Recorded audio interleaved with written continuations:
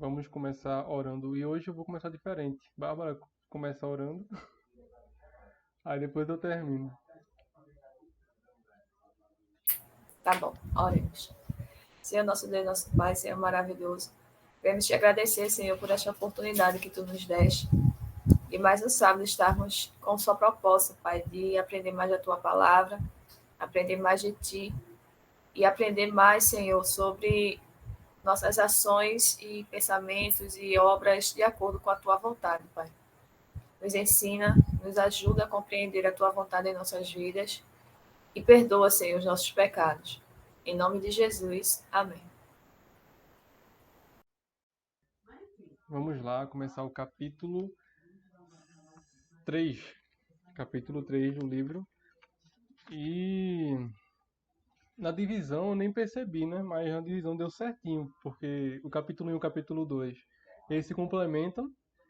Aí vem o capítulo 3, 4, 5 e eles se complementam também. Tanto é que ele cita, no cada final do capítulo, o 3, 4, 5, quer dizer, no 3 e o 4, no finalzinho, aí já cita, vamos falar isso aqui no capítulo 5 ou então no capítulo 4. Aí, tipo, ficou bem legal o complemento entre um e outro. Mas só para recapitular, na semana passada a gente falou sobre o início do livro, né, que foi parte do fundamento e da rocha, né, apresentando a rocha da gente e apresentando Jesus e o seu poder e tudo mais. E também o caso dele do câncer que ele teve. E o segredo que ele apresentou pra gente no sólido fundamento, que é o segredo do entristecidos, mas sempre alegres, né, de 2 Coríntios 6:10. E ele cita esse segredo várias vezes, tanto no capítulo 4 quanto no capítulo 5, que ele fala sobre isso. Qual é o segredo? É saber que a soberania que poderia parar a crise do coronavírus, ainda que não faça, é a mesma soberania que sustenta a alma durante esse tempo. Então esse é o segredo que ele é como se fosse uma base do argumento dele durante toda a primeira parte do livro. Agora vamos iniciar o capítulo 5, mas também no capítulo 3 no caso, né? Mas também no capítulo 2 ele fala sobre o sólido fundamento, como a gente deve confiar na palavra de Deus, e ele trouxe alguns argumentos de como a gente confia. Aí falou sobre os argumentos acadêmicos e tratou sobre o argumento de fé mesmo da Bíblia, que os argumentos acadêmicos de explicação, de provas da veracidade bíblica é só um a mais, né? Bárbara falou um caso que eu achei muito bom, foi uma... Eita, esqueci. Meio de graça. O meio de graça. Que não, ele não dá a salvação, não dá uma ajuda na salvação, mas aumenta assim a nossa fé e ajuda a crer mais, né, na palavra. E ele começa o capítulo 3 falando sobre a justiça de Deus. Né? Ele começa, né, falando sobre a rocha que é justa, depois no capítulo 4 fala que ele é soberano sobre tudo, e no capítulo 5 ele fala um pouquinho sobre a doçura do seu reinado. Então ele inicia falando um pouquinho sobre a justiça. E ele fala, deixa eu pegar minha colinha aqui, ele começa falando que Deus, para que Deus, se Deus vai ser nossa rocha, ele precisa ser justo. Então, uma rocha injusta é uma miragem. O que é uma miragem? É uma coisa que não existe ou uma coisa não palpável, né? Vamos dizer assim, é algo que não dá uma expectativa. A gente vê aquilo, por exemplo, numa pessoa no deserto, que é bem comum, né? A gente vê no desenho. A gente vê aquela miragem bonita, cheia de água, quando chega lá não é nada. Mas não é o caso de Deus. Deus é justo e ele é real. E a gente consegue, como a gente foi no capítulo 2, a gente consegue realmente usar ele como base para nós e saber que aquela base é sólida e ela não vai desmoronar. Deixa eu aceitar aqui alguém. Poxa, ah, aí. Certo, Liliano. Certo. Mas se quiser falar, fique à vontade, né? Quem tá aqui para isso também. Para tirar dúvidas, perguntar e o pastor tá aí para responder também. Pode ficar à vontade. Então vamos continuar. É... Ele trata aqui no capítulo 3 sobre a santidade de Deus, sobre a justiça de Deus e sobre a bondade de Deus.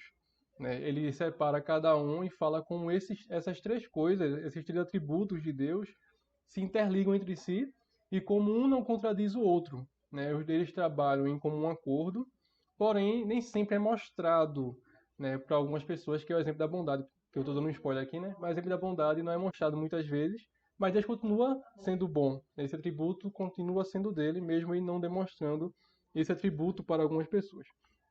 Então, começando sobre a santidade de Deus. Ele começa falando que Deus é santo, pois ele está separado de toda a sua criação, né? E toda a realidade que existe aqui, que a gente consegue ver, ele está fora disso, né? Ele trata aqui no John Piper fala que ele está em outro patamar, né? Santo, né, é um termo usado para ser o quê? Separado, né? O povo santo, o povo separado. Só que quando trata de Deus, é muito além do que isso, né? Ele além de estar separado, né, está a parte de nós, ele está a parte de tudo, né? Então ele está em outro nível, vamos dizer assim, que é um nível que a gente não consegue chegar e também não consegue nem compreender, né? A gente não consegue compreender a mente de Deus, nem como ele consegue ver, né, tudo isso que existe, né? Porque para a gente é uma coisa, e para ele é coisa totalmente diferente. A gente nunca vai conseguir chegar, né, ao entendimento de Deus. Por isso que várias perguntas que hoje temos e só vai ser respondido na eternidade, né? Porque a gente não consegue explicar. Até ele trata sobre isso aqui, sobre uma das coisas, né, que a gente nunca vai conseguir entender plenamente, mas a gente vai chegar lá. Então,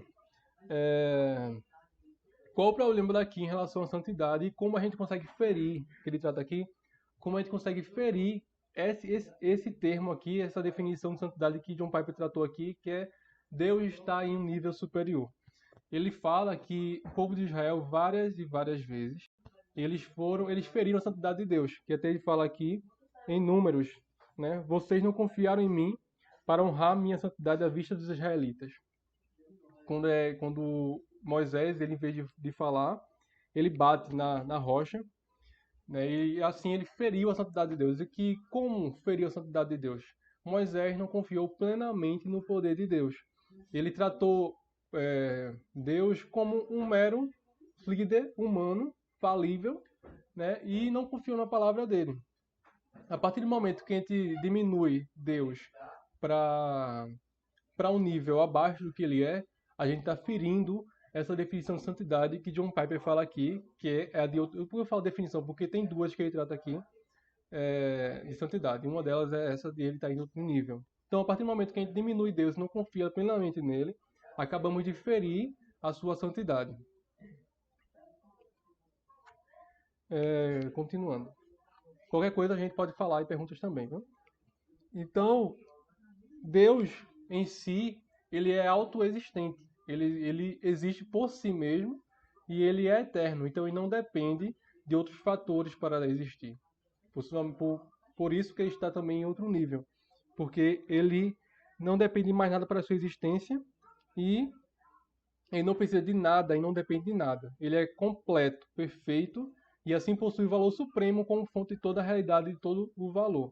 E a parte do completo é que ele trata agora sobre a relação de acima de tudo, mas não solitário, que ele vai citar um pouquinho aqui sobre a Trindade, que eu achei interessante ele encaixar aqui, pelo que eu já li sobre a Trindade, e eu achei legal essa definição que ele coloca aqui. Por quê? Porque um termo usado muito sobre Deus é que Deus é amor. Então esse atributo de Deus é algo intrínseco que não consegue tirar dele. Mas como ele consegue ser amor, se teve uma época que ele estava só? Se a gente não acreditar na Trindade, se a Trindade não for real para nós, um exemplo, tá? Então, Deus sozinho, ele não vai conseguir amar ninguém, né? Se Deus fosse uma única pessoa, como ele conseguiria ser amor? Se teve uma época que ele não amava, né? Aí veio não, né? Aí vem a Trindade como algo que completa isso. Por quê? Porque Deus, sendo três pessoas, ele consegue amar eternamente, né, entre si, e não é um amor egoísta.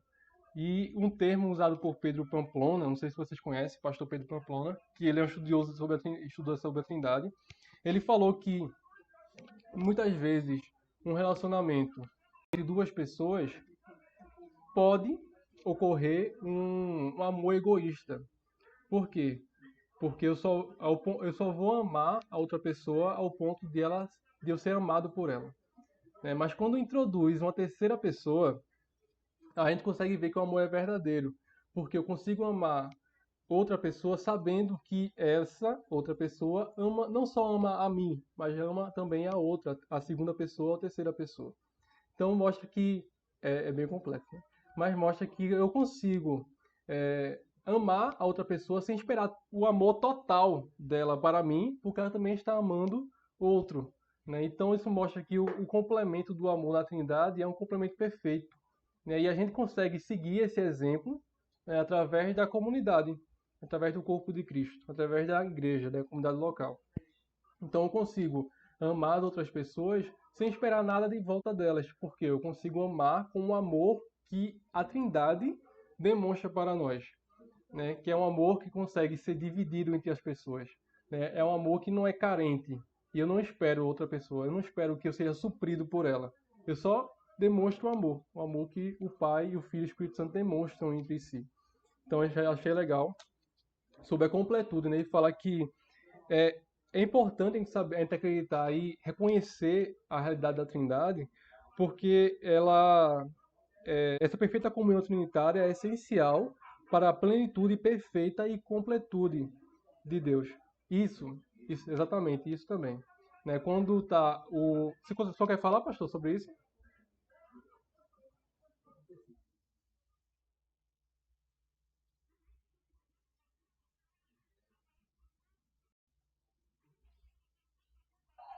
Esse amor que você estava colocando, entende? Eles se amam, vem o filho, ou quantos filhos vierem, mas eles vão amar esse terceiro e esse amor não vai ser egoísta, porque ninguém vai estar cortando ciúme. Agora veja, eu estou falando quando nós aprendemos a amar como Deus nos ensina, a família. Porque tem pessoas que, é por isso que muitos casamentos não dão certo, porque tem pessoas que cortam ciúme até dos filhos, né? Aí eu vou parar por aqui para não interromper seu raciocínio, mas foi muito bem colocado e a gente pode aplicar, trazer para dentro da família. O amor de Deus, porque Deus é um ser relacional, que é outra coisa que você estava colocando nesse aspecto da Trindade. Ele é um ser relacional e esse atributo só pode existir se existir Trindade desde a eternidade, senão em algum momento Deus ele não era um ser, que é um atributo dele, né? Ele não era um ser relacional. E esse atributo é comunicável, viu? Tanto o amor quanto essa questão de se relacionar. São atributos comunicáveis de Deus. Tem atributos não comunicáveis e tem atributos comunicáveis. Vou parar por aqui mesmo.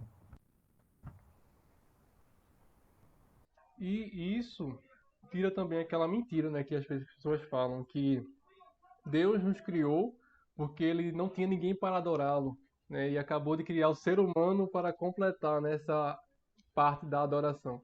E assim, nós fomos criados para adorar a Deus, né? E a confissão de fé mostra claramente isso através das escrituras, né? O fim principal do homem, qual o objetivo do homem, e tudo mais. Porém, Deus não precisava da nossa adoração, né? O motivo de ele ter nos criado, a gente não sabe qual é exatamente, né? Por que ele nos criou? Vamos dizer assim, vou criar o ser humano. Por quê? Ele quis demonstrar o seu amor de alguma forma, mas o plano primordial a gente não conhece. Mas eu tenho certeza que não foi porque ele necessitava da nossa adoração ou ele necessitava de alguma coisa de nós. Porque ele é completo em si mesmo e ele não é carente, não é um amor carente que ele demonstra para nós. Porque ele já era completo antes de tudo e ele continua sendo completo agora. Né? Nós que dependemos dele para ser completos, não o contrário. Então nunca. Se alguém falar isso para você, por favor, corrija, né? Porque isso tira totalmente a completude de Deus, né? Isso diminui totalmente Deus do seu patamar e isso, consequentemente, o quê? Fere a sua santidade. Então isso é um pecado. Né? A partir do momento que a gente fere a santidade de Deus e tenta diminuir Deus, isso é um pecado. Então a gente tem realmente, com amor, corrigir os irmãozinhos que falam que Deus necessita de nós. Né? Isso aí é um perigo. Então, continuando sobre a santidade de Deus, agora ele fala sobre a segunda definição de santidade, que a primeira é, ele está em um nível maior, né? E a segunda é ele ser justo. A santidade é sinônimo de justiça. Aí ele fala aqui, ó, a Bíblia fala de santidade de Deus não apenas em termos de transcendência, mas também em termos de moralidade. Ser santo não é apenas ser separado e transcendente, mas também ser justo. Então, E vendo assim, sobre a parte de justiça, isso é uma parte bem filosófica, e eu vou mentir para você, esse capítulo foi bem difícil para mim, né? Principalmente por conta do período agora que eu estou passando da faculdade, aí minha cabeça, eu tive que reler esse capítulo aqui algumas vezes. Mas eu gosto muito dessa parte sobre quando começa a falar sobre a justiça de Deus, principalmente em meio ao mundo onde a gente vive, porque a gente sempre questiona, a gente tô falando ser humano, sempre questiona a justiça de Deus quando estamos passando por alguma dificuldade. Mas a gente não pode tirar isso dele, essa parte da justiça, por várias razões. E o livro que eu quero recomendar, que é de Timothy Keller. Então, é Timothy Keller, né? Aí ele fala sobre... Peraí, deixa eu lembrar agora. A fé na era do ceticismo. A fé na era do ceticismo, que ele explica, né, algumas razões para Deus continuar sendo justo. Por quê? Como a John Piper trata uma dessas respostas aqui. Porque o padrão dele, o perdão de Deus, é ele mesmo. Então, antes mesmo de existir, ele já tinha um padrão a ser seguido. E qual é o padrão dele? É ele mesmo. Então, a partir do momento que ele nega a sua palavra, ele está infligindo esse padrão. Isso nunca vai acontecer.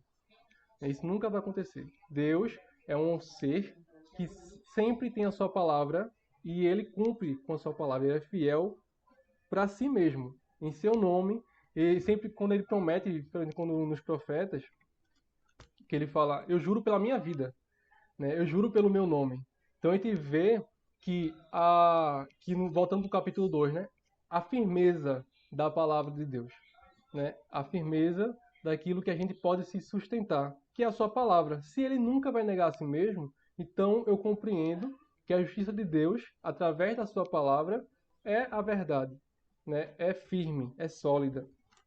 Então, por isso que é bem difícil essa parte também, por conta da parte filosófica, mas acho que dá para compreender um pouco se a gente for conversando.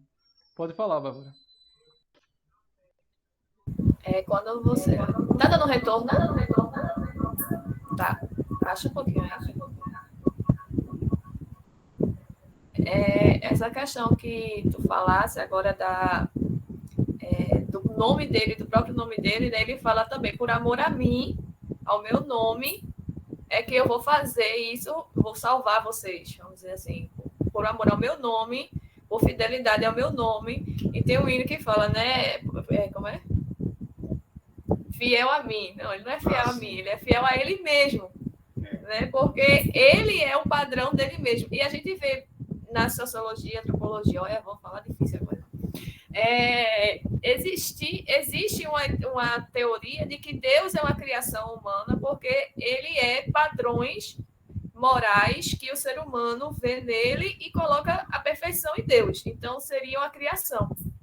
Mas, na verdade, a gente vê que não poderia ser, porque todos os atributos perfeitos, de perfeição, o homem não chega a esse nível. Então, teria que realmente ser um ser fora, acima. E o padrão é ele mesmo.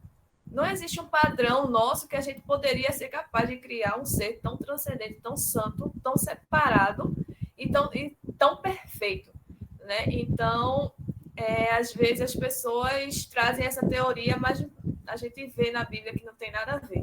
Ele mesmo é o padrão, né? Por isso que ele é santo. É uma coisa que, assim, uma tá ligada na outra. Não tem como ele ser santo sem ser no padrão dele mesmo. E não tem como ser no padrão dele mesmo e não ser santo. As duas coisas estão tão ligadas que se perder uma, não vai na outra. Então, realmente, é um pouco filosófico, mas faz todo sentido. Pode falar, pastor, nos ajude.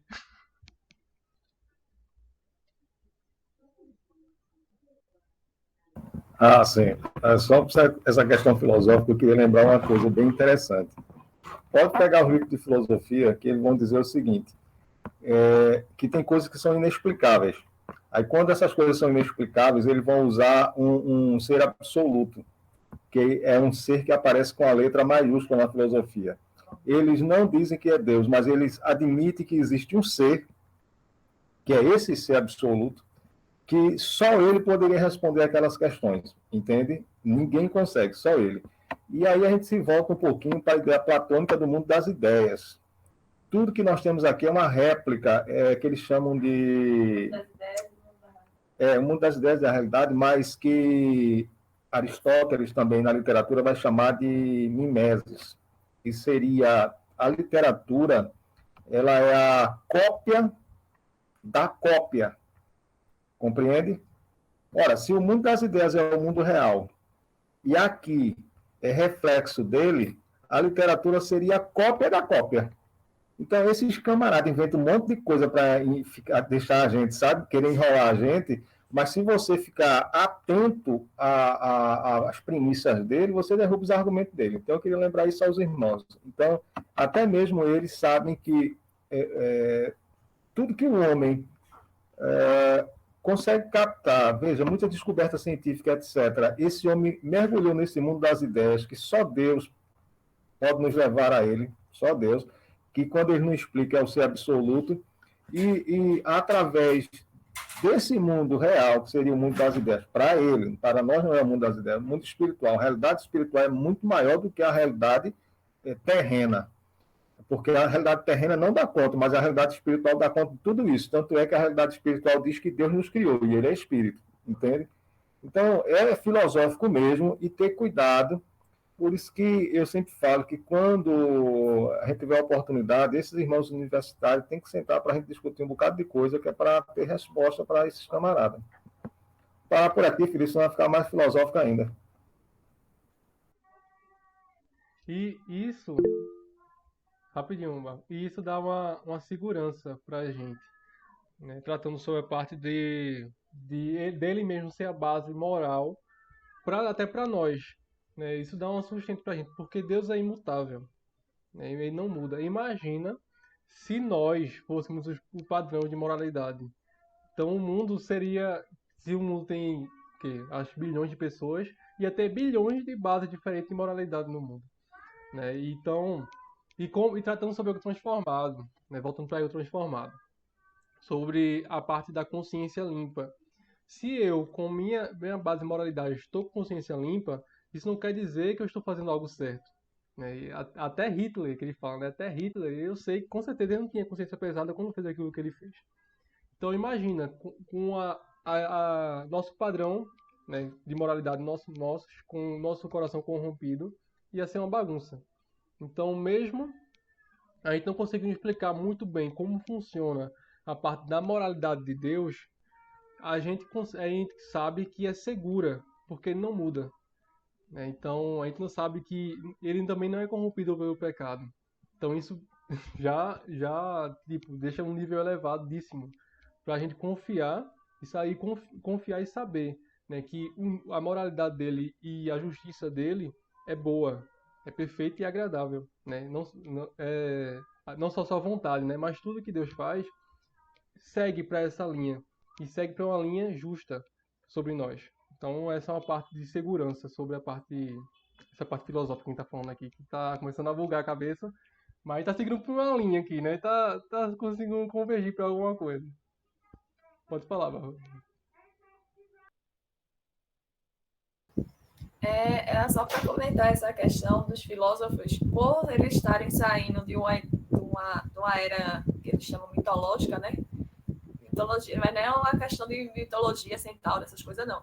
Eles consideravam a questão religiosa para explicar o mundo de mitológica. Então, todas as religiões entram nesse sentido. Mas eles não saem da ideia de saber que existe algo transcendental.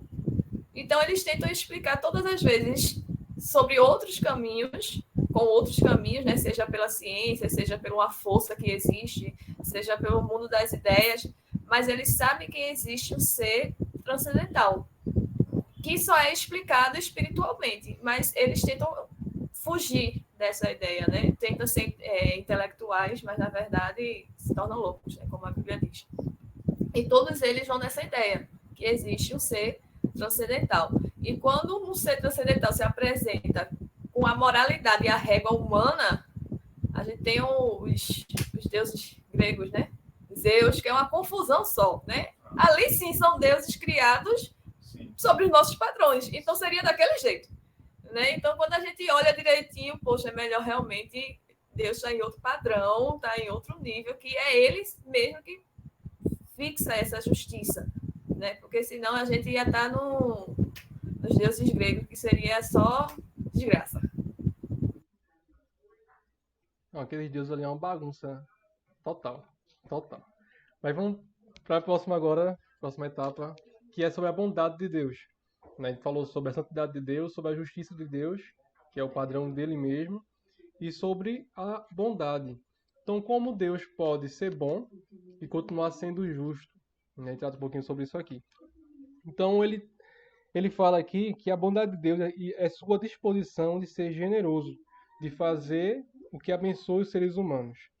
Então, e a plenitude e perfeição transcendente de Deus, sua santidade, é como uma fonte que transborda. É por isso que ele é inclinado a ser generoso. Aí como a gente tratou antes, né? Deus não é carente. Portanto, ele nunca explora os outros para compensar alguma deficiência em si mesmo. Em vez disso, o impulso de sua natureza é dar, não receber. Nem, aí ele cita o Atos 17:25. Nem é servido por mãos humanas, como se precisasse de alguma coisa, pois ele mesmo é quem a todos dá vida, respiração e tudo mais. Então, Deus, mesmo ele sendo bom, às vezes ele não demonstra bondade, né? Demonstra seu ato de bondade para algumas pessoas. Que a gente está tratando sobre isso até na culto de doutrina, falando sobre as orações, né? As orações que Deus responde e tudo mais. Veja que está tudo interligado. Não falta culto de doutrina, que lá a gente está falando sobre isso aí. E fala sobre a parte da gente ser filho de Deus e como os filhos, Deus mostra a sua bondade para com os seus filhos. Mas não é mérito nosso, né? Ele fala também aqui que a bondade de Deus para com os pecadores é sempre livre e imerecida.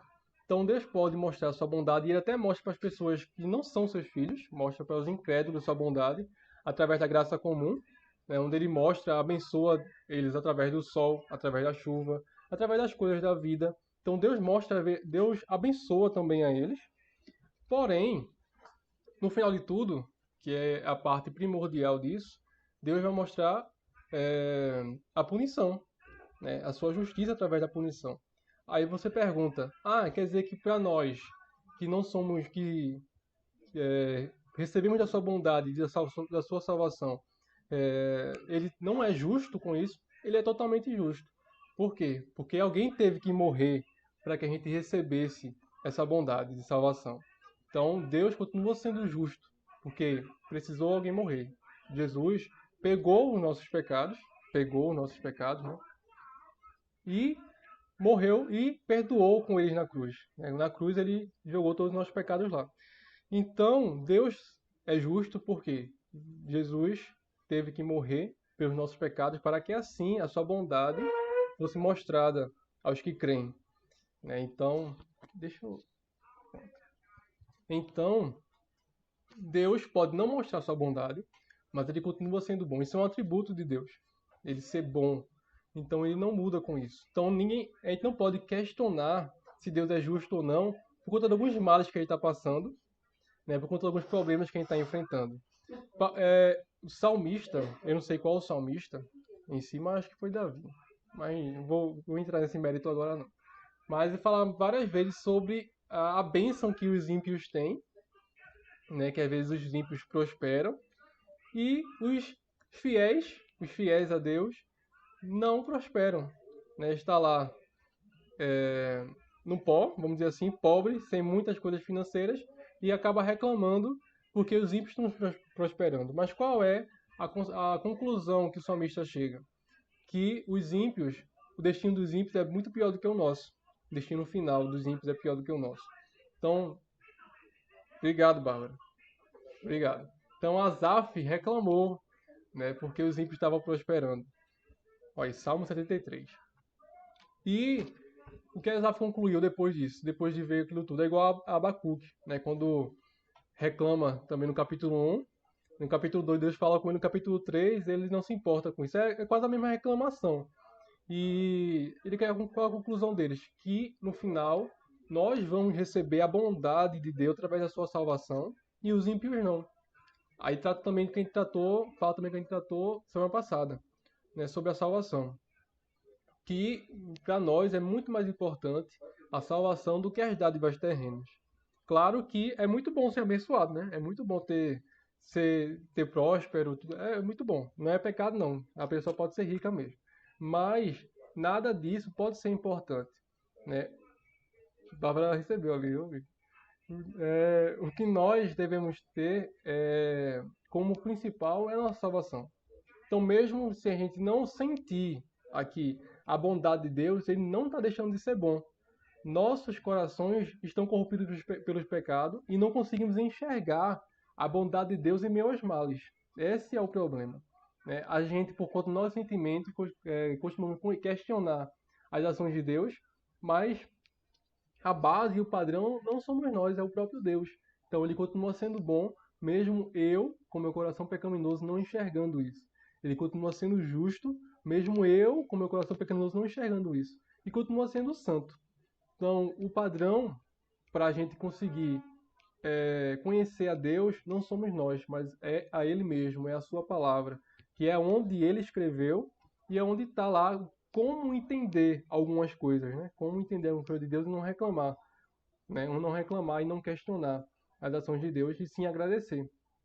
Claro que ainda vai falar mais pra frente que a gente reconhece os males, né? Não é para estar sofrendo e estar lá sorrindo, feliz da vida, soltando fogos. A gente vai chorar, a gente vai se entristecer, porém tem que continuar confiando que Deus é soberano sobre todas as coisas. Então vamos continuar. Para o capítulo 4. Alguém quer falar mais alguma coisa sobre o capítulo 3, sobre o assunto que a gente tratou aqui?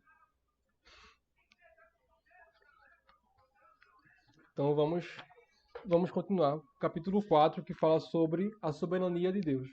Soberano sobre tudo. Esse capítulo vai ser mais rapidinho, que é bem pequeno. E acho que agora é mais simples de entender. Depois, quando passa pela parte difícil, é mais simples de entender. Então, aí trata sobre o que eu falei agora.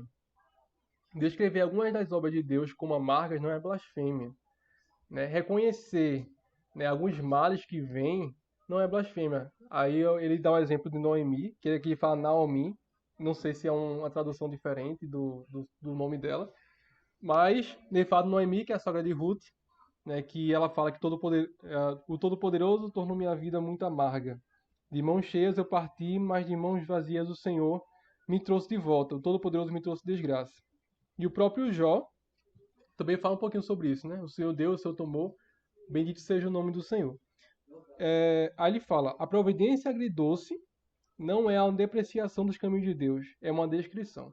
Porém, eu quero deixar uma ressalva aqui muito grande sobre essa frase, que não quer dizer que a gente tem que falar mal o tempo todo sobre as ações de Deus. E isso é claro, eu estou lendo esse livro aqui, ó, que eu estou achando muito bom, que trata sobre isso, né, que é, ok? Deixa eu ver isso aqui. Os pecados do deserto e o triunfo da graça. Então, qual o problema daqui? Os israelitas, eles reconheciam alguns problemas que estavam acontecendo ao redor, mas não era uma obra de Deus, né? Tipo, faltar comida, faltar bebida, eles reclamavam disso. Então, eles reclamavam, viam que estar no deserto é uma coisa ruim, aí foi Deus que levou eles para o deserto mesmo, porém, eles pararam de confiar em Deus. Reclamavam porque duvidavam de sua soberania, de seu poder e do seu cuidado. Então, isso é um problema, né? Eu falar que as obras de Deus são amargas e, em consequência disso, eu parar de confiar nele, aí é onde mora o perigo. Mas eu reconhecer que as obras de Deus tão amargas, tão mais para mim, a minha visão tão mais para mim, mas eu devo continuar confiando que ele é bom, justo e santo. E ele continua cuidando de mim e providenciando, como a gente falou também na semana passada, providenciando todas as coisas. Né? O que comer, o que vestir, estejamos contentes. Então é isso que é o suficiente para nós. Então, quando nós duvidamos de que Deus é justo, santo e bom, é porque nós pensamos que merecíamos mais. Esse é o problema, né? A gente acha que merece mais. Ah, não, eu não posso morar nessa casa. Ah, não, eu tenho que comer. Ó, a mesa tem que estar farta no almoço. Não. A gente não merece nada mais que isso. Né? A gente merece só o suficiente. A gente nem merece só o suficiente de viver, mas Deus, por sua bondade e misericórdia, nos dá. Então a gente só tem que agradecer a Deus por tudo que Ele tem nos dado e parar de duvidar. Ou seja, não olhar para nós mesmos, ego transformado, né? Não olhar para nós mesmos, porque não se resume a nós, né? Se resume a Deus, se resume ao que Ele pensa e à sua vontade. E a gente vive segundo a vontade de Deus. Então é isso que resume para nós, é isso que deixa a gente suficientemente fortalecido e sem reclamar, né? A gente pode reconhecer, isso aí não é errado, a gente reconhecer que tá, por exemplo, a pandemia. Isso é ruim, tá horrível, né? É um mal que veio sobre a gente que não tem como explicar. Mas a gente reconhece isso. Mas, de novo, o segredo que ele trata aqui, que é o entristecido, mas sempre alegres. A gente reconhecer que a mesma soberania que podia tirar isso é a mesma que não tirou. E ele continua sendo santo, justo e bom por conta disso. Eu devo continuar confiando que ele é soberano sobre todas as coisas. Ele vai tratar isso sobre o capítulo 5, quando retiramos a soberania de Deus. Retiramos, né? Quando tentamos fazer isso. Isso é um mal para nós mesmos. E a gente vai tratar um pouquinho sobre isso, a segurança que temos na soberania de Deus. Pode falar, Bárbara.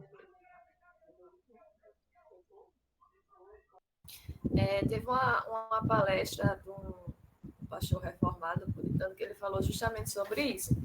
E quando muitas vezes coisas ruins estão acontecendo, as pessoas só atribuem ao capeta. Porque o capeta fez isso, e muitas vezes foi Deus que fez. Então, assim, a gente teria que ter realmente um cuidado para... Eu entendo o que ele está falando, porque, como o Felipe falou, o cuidado de não reclamar. Uma coisa é a gente reconhecer o fato. Isso aqui não está bom, isso aqui está ruim. Mas a gente não sabe, a gente não pode medir, novamente, pela nossa régua. O padrão de moralidade, de justiça, de bondade, de santidade é o Senhor. E Ele está acima da gente. Então, mesmo que pareça que esteja ruim, e realmente às vezes está ruim, mas a gente muitas vezes não sabe o porquê ele está fazendo aquilo. E a gente tem que confiar, simplesmente confiar. Que é o melhor que ele está fazendo e é perfeito. Só seria o melhor porque ele está fazendo daquele jeito, né? Então, não chegar ao ponto de blasfemar, não. Murmurar, né? Como o povo de Israel fez. E não atribuir obras que o Senhor está fazendo, foi o capeta. Não necessariamente. Às vezes é o Senhor realmente que está fazendo aquilo. E a gente está aguentando pela graça.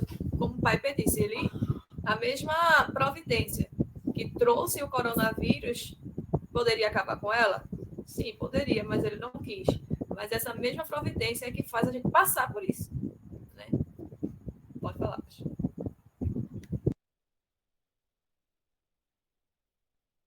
Esse tema que você trouxe, Felipe, é bem interessante.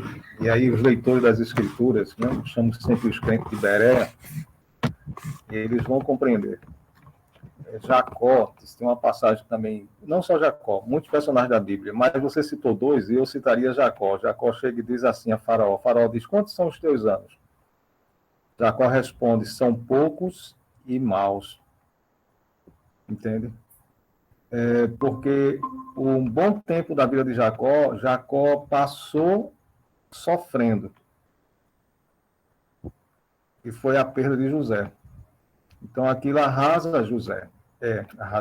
Arrasa Jacó. Tanto é que quando José quer reter Benjamim, ele disse, não, meu pai não aguentaria. Meu pai já sofre com a ausência do primeiro filho. Se ele perder o segundo, vai decretar a morte dele.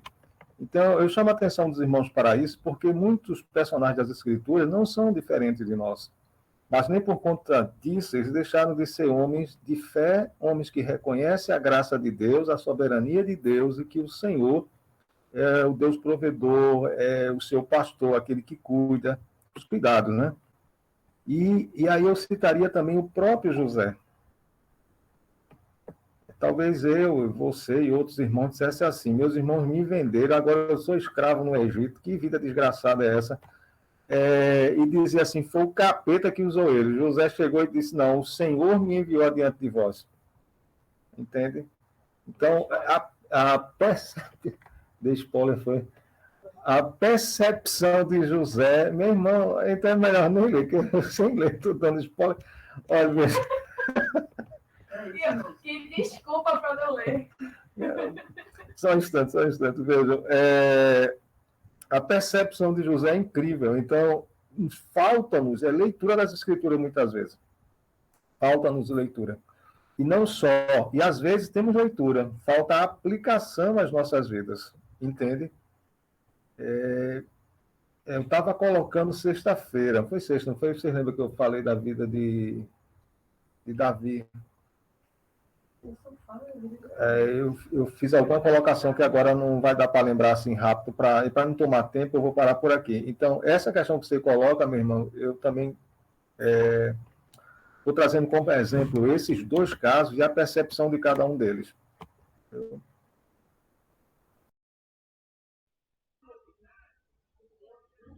Vamos continuar. Ei, mas José quase chegou, não foi? Ainda bem que eu vi. Foi quase. Eu gosto do José. Então, qual é o termo que Piper usa aqui em relação à soberania de Deus? Ele fala assim, ó.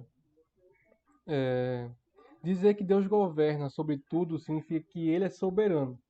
Sua soberania significa que ele pode fazer e de fato faz tudo o que ele decididamente deseja fazer. Aí ele fala, por que eu falo decididamente? Pois Deus, em certo sentido, deseja coisas que ele não leva a cabo. Ou seja, tem coisas que ele decide, mas que ele não faz. Ele pode expressar desejos que ele próprio escolhe não atuar. Nesse sentido, eles não são decisivos. Ele próprio não deixa que esse desejo ou vontade chegue ao patamar da realização. Então, no caso aqui que ele fala, que em Lamentações, 32, 33. Ainda que entristeça alguém, terá compaixão segundo a grandeza das suas misericórdias, porque ele não aflige Meu irmão, me perdoe, é verdade, não era para ter interrompido, não. É porque eu vi índio aí jogando fumaça, aí estão dando sinais, acho que estão pedindo oportunidade. Eu não vi. Aonde? Porque isso aí é fumaça, é fumaça, não. Ok, a Bárbara queria falar, pode falar, Bárbara. É porque papai é muito ansioso, ele não espera. Baixa um pouquinho. Ele não espera a pessoa terminar a leitura. Pode terminar, Felipe, depois a gente comenta. Beleza. Aí ele fala, né? Porque não aflige nem entristece de bom grado os filhos dos homens.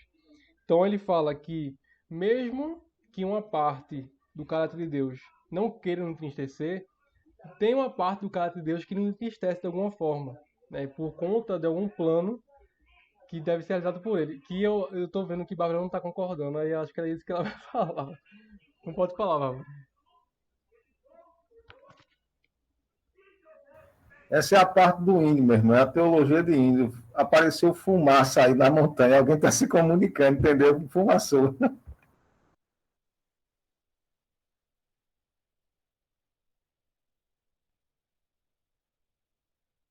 Não, é que era justamente essa questão que, assim, eu não entendi o que ele quis dizer. Também não concordo com o que ele quis dizer. Na minha cabeça, quando ele explica que existem coisas que Deus não desejaria fazer, mas faz, porque a vontade dele é... Não? Seria o quê, então? Eu não entendi. Tem coisas que Deus não desejaria fazer. Ele desejaria fazer e faz. E tem coisas que ele não desejaria fazer, não é isso? Tem coisas que a vontade dele... Deixa eu ver direitinho aqui. Só para falar certo. Nesse sentido, peraí. Ele pode expressar desejos que ele próprio escolhe não atuar. Então, qual é o desejo de Deus? Não entristecer o homem, que é o caso aqui de Lamentações. O caso de Lamentações. Mas ele entristece, acaba entristecendo. Então seria... Não, não é que ele não deseja. Ele também deseja atuar de forma que entristeça o homem. Mas ele também deseja isso. Eu não entendi. Desculpa. Tá, é assim. Mesmo assim, existem coisas que Deus não desejaria fazer, certo? Ok? E não. Tem coisa... Não, certo. Ele não queria entristecer o homem, certo? Isso não era um desejo dele. Mas ele fez. Porque ele decidiu fazer. Isso. Então, tem ações de Deus que ele não desejaria, segundo o Piper, né? Não desejaria, mas que ele decidiu fazer e ele fez. Então, por isso que as obras e a vontade dele é decisiva. É porque ele decidiu fazer. Assim, né? Eu não vejo Deus desejando uma coisa e fazendo outra. É como se fosse duas para mim, Deus pensa uma coisa e ele vai fazer. Tá entendendo? Se ele fez, é porque ele desejou fazer aquilo. Se ele desejou fazer aquilo, é porque o padrão dele de bondade, de santidade, de justiça é aquele. Tudo converge. Quando Deus age, tudo converge. O desejo, a vontade, a justiça, a santidade dele. Até a própria onisciência também. Não, aí já vai entrar em outra coisa. Não. Não, eu entendi. Entendeu? Então, eu não vejo Deus desejando fazer uma coisa, não desejando fazer uma coisa e faz. Para mim, Deus, quando faz tudo que ele faz ou decide, é tudo convergindo. Tá entendendo alguma coisa assim? Eu tô falando. Eu não sei se eu tô me expressando. Tô entendendo. Então, quando ele diz que Deus não deseja, mas decidiu, é como se fosse uma realidade paralela. Tá entendendo? Tipo, eu não queria, vamos exemplificar, certo? Eu tô dizendo que ele disse isso. Mas vamos exemplificar. Deus não desejaria que que Adão e Eva pecassem. Mas aconteceu porque ele decidiu. Se a gente for aplicar a mesma lógica. Então, existiria outra realidade. Então, Deus desejaria que Adão e Eva pecassem. Acredito que sim. O porquê eu não sei. Então, exatamente. Existiria o desejo de Deus em que Adão e Eva pecassem. É porque, como eu estou falando no microfone, ele não ouviu. Repete aí, Felipe, para ele entender. Eu perguntei... Tá me ouvindo? Ele tá me ouvindo aí. Tá me ouvindo? Peraí que aí eu vou ter que entrar nessa discussão aí. Não, eu perguntei para ela se Deus desejaria que Adão e Eva pecassem. Porque ela tratou só a parte do exemplo de Adão e Eva pecar. Aí eu estou perguntando. Se... Oi? Para repetir o quê? O que tu falou? Então, eu perguntei se Deus desejaria que Adão e Eva pecassem. E por conta desse desejo de Adão e Eva pecar, eles acabaram pecando, porque o desejo dele é em complemento com a parte decisiva de Deus, né? Que ele deseja vai cumprir. É isso que eu estou perguntando. Meu irmão, eu tenho uma contribuição para dar aí. Inclusive, se não for a tradução, se isso foi palavras de John Piper, eu tenho para mim que nós não somos perfeitos, tá certo? Então, o pastor também não é, eu também erro. Ele errou. Eu não concordo. Aí eu vou explicar isso depois. Vamos tentar primeiro responder a Liliane. Liliane fez umas perguntas aí depois eu entro para falar um pouco. Pode responder, pastor, vai ficar à vontade. Não, meu irmão, você está ótimo. Não, isso aí pode ficar à vontade. Pode ficar à vontade. Eu tenho só minha opinião sobre a parte decidida que ele explica depois. O Pai explica depois. Mas é só isso. Pode responder aí as perguntas. Eu só falo a pergunta e responde para todo mundo entender.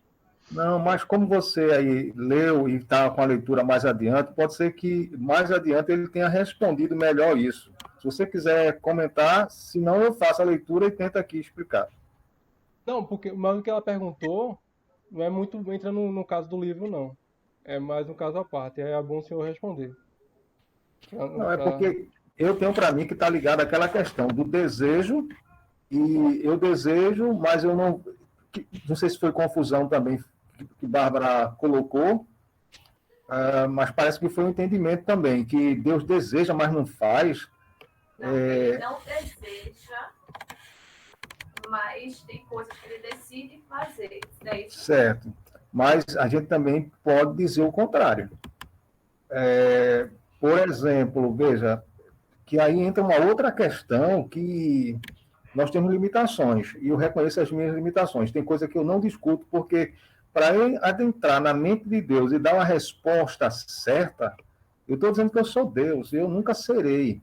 Aí, humanamente falando, eu vou tentar, dentro da revelação, tentar chegar a algo que é possível, é plausível a gente dizer. Porque, por exemplo, pega o livro de Jonas, tá certo? Então, Deus disse, eu vou destruir, não destruiu, que é aquilo ali. Mas vamos voltar. Porque aí temos aspecto da teologia arminiana que vai tentar explicar isso e não vai dar certo. Aí deixa eu voltar à questão de Eva. A questão de Adão e Eva, a questão da queda, eu vejo, e não só eu, alguns outros teólogos, né, para dizer, não, o pastor sozinho descobriu isso, não, não é não, isso não. Deixa eu só. Vejam, existe uma coisa ali que é determinante. Não é a vontade de Deus que o homem peque.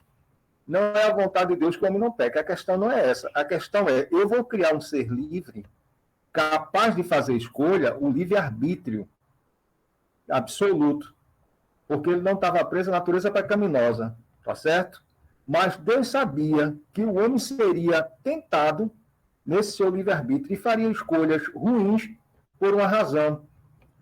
Veja o que o diabo disse a ele: sereis como Deus. Entende? Então, o homem ia fazer escolhas para ser igual ao ser superior que o criou. Então, Deus sabia, e isso estava dentro do livre-arbítrio. Então, Deus não desejou que o homem pecasse, mas sabia que se criasse o homem livre, o homem pecaria, o homem cairia. Agora, eis a questão, tá certo? Crio ou não crio o homem livre? Se eu não crio o homem livre, mas sujeito, como se fosse um computador, uma programação, o homem sempre me daria as respostas corretas. Então, essa é a questão. E eu não posso ir além disso. Como eu falei, se eu tentar entrar no mundo espiritual, na mente de Deus, e querer explicar aquilo que só ele explica, aí eu sou Deus, eu sou homem, meus irmãos. E eu tenho medo da soberba de Adão, senão a queda é grande, e eu tenho medo de querer tomar o lugar de Deus, que isso aí é o lugar do diabo, não é meu, não. Olha, eu vou fazer a leitura aqui dessa partezinha, que ele passou a opinião dele, para é bom ler conjunto, para todo mundo entender. Né? Ok, tem 5 cabeças aqui, vamos tentar entender o que John Piper quis falar aqui no livro. E claro, né, como o pastor falou, ninguém é perfeito. Né? John Piper pode ter opiniões. Deixa eu beber alguém aqui que começou a falhar.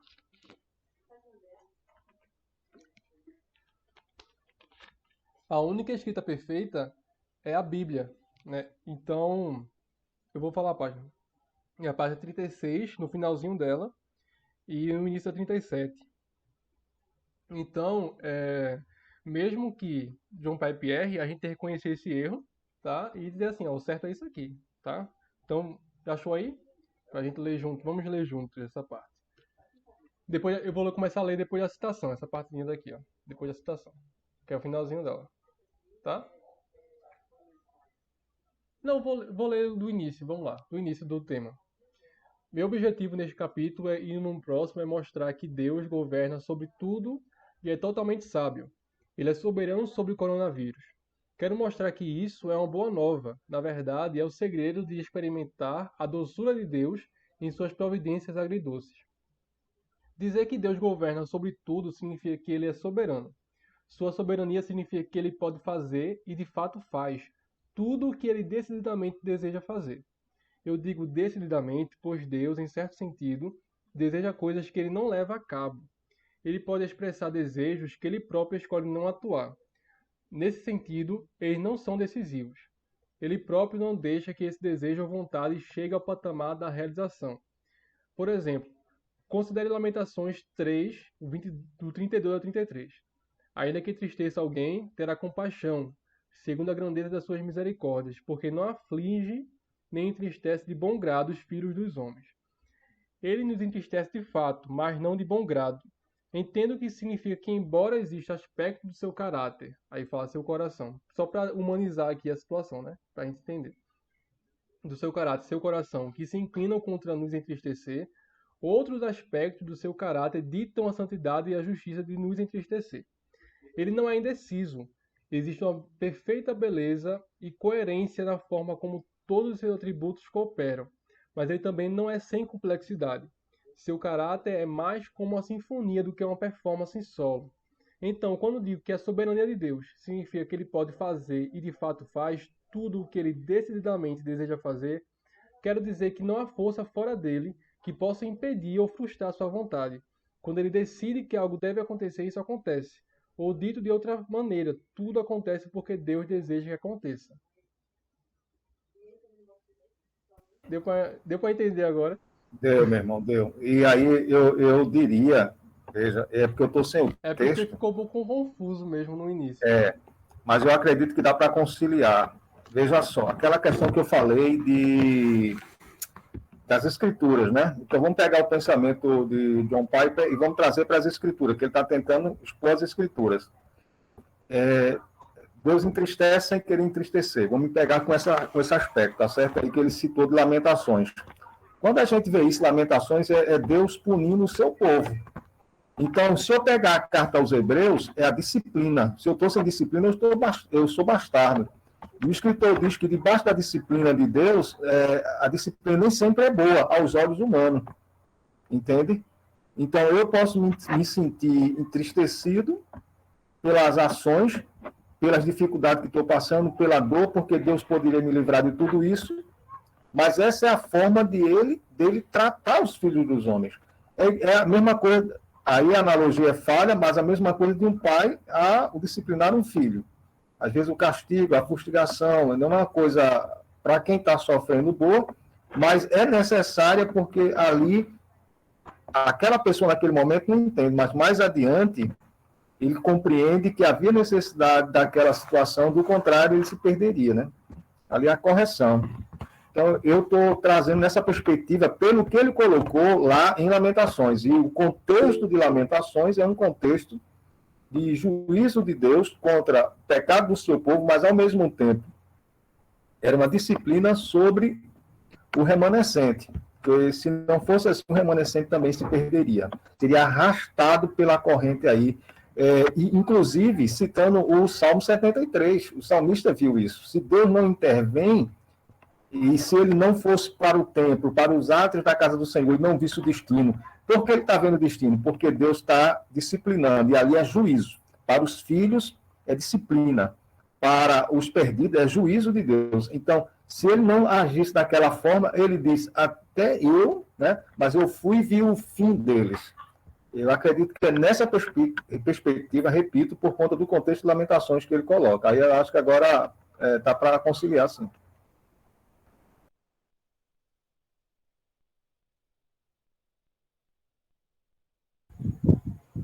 Eu posso falar? Sim. Eu não quero botar a culpa em Deus, não, pelo amor de Deus. Porque essa questão de falar de Deus é tão complexo para a gente que é melhor nem especular, né? Como o pastor diz. E, assim, mas eu acho que John Piper, no finalzinho, eu concordo com ele, mas eu acho que ele se contradiz, porque quando ele decide que algo deve acontecer, isso acontece. Ou dito de outra maneira, tudo acontece porque Deus deseja que aconteça. Como é que ele começa lá o raciocínio dizendo que Deus não deseja, mas fez? Eu não vou alongar muito, mas assim, na minha cabeça, quando Deus faz as coisas, ele não tem como se fosse atrito entre o desejo e a vontade e a definição do que ele vai fazer. Entende? Se a gente fosse colocar, por exemplo, a gente, isso é o certo a fazer, eu não quero, mas é o certo. Sim, mas a gente tem a natureza pecaminosa e a natureza, meu Deus, se eu estiver pecando, me perdoe.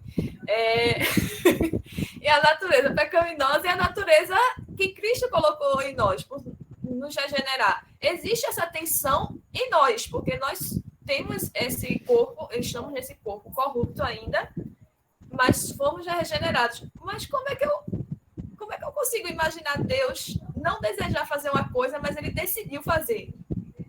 É uma coisa que não entra na minha cabeça. Deus me perdoe se for realmente assim, eu não estiver concordando. Mas enfim, né? Quem sabe um dia a gente entenda.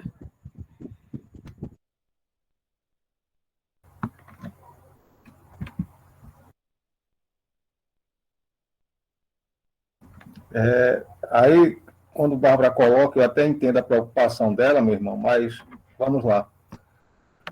São coisas, repito, a gente tem coisas que a gente não vai chegar nunca, viu? Nós não somos deuses. Nem na eternidade nós vamos compreender os mistérios de Deus. Só aquilo que ele quiser revelar. Então vamos lá, vamos pegar a revelação. É o patamar que eu tenho, não posso fugir dele.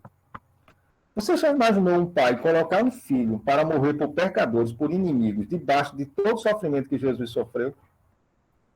Padrão humano.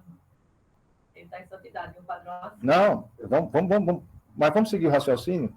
Vamos pensar. Independente do padrão humano, um Deus justo, ele faria isso com o seu filho? Agora, e por que ele decidiu? Porque a sua justiça requer um sacrifício de sangue. E só o filho dele é perfeito. Então, só ele pode nos resgatar. Então, Jesus vai se submeter a sofrimentos que Deus não queria que ele passasse. Mas ele tem que passar. E Deus decidiu que ele vai passar. Porque, do contrário, a sua justiça não será satisfeita. Se for nessa linha de raciocínio, eu compreendo. Dá para compreender. E não só isso. Mas na história do povo de Deus, o povo de Deus vai sofrer muito. Aí eu repito, aquela questão da disciplina, mas não só a questão da disciplina. Veja que Abacuque entrou em crise. Esse é o problema. Como é que o ímpio vai ser a vara da tua justiça? Pelo amor de Deus, como é que Deus pode usar a vara? Entende? Então, tem coisas que isso amargura. E lá, Abacuque se sente amargurado por conta disso, até compreender que essa era a vontade de Deus, mas que Deus ia puni-los e Deus ia permitir aquilo, porque, vejam, lembram de uma frase que é usada para Moisés e para os outros lá no Pentateuco, encher, vou chamar aí do cálice, da taça, o que podemos imaginar, o copo, sei lá, o balde, o vasilhame, a bacia, o patamar de iniquidade daqueles povos lá dos cananeus, para serem expulsos. Então, veja, eles vão se exceder. Não é Deus que quer que o seu povo seja tratado daquela forma. Mas Deus vai entregar o seu povo e vai deixar os babilônicos serem dominados por sua natureza pecaminosa.